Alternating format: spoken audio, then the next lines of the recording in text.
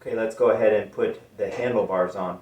So initially, this piece is connected with 4 Allen bolts. So you would use the enclosed Allen key or Allen wrench to remove the 4 of those.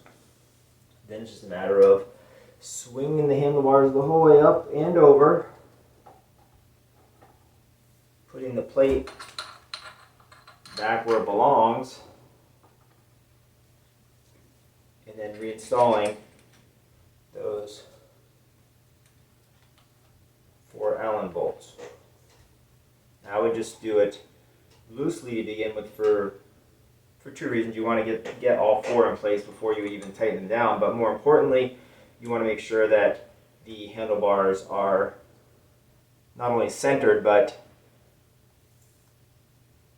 turned front and back to your liking. So I only have 2 bolts in so far, but you want to make sure they're centered up so you can wiggle it back and forth, and then you want to have it in a natural position. This is something you could revisit later once the bike is fully assembled.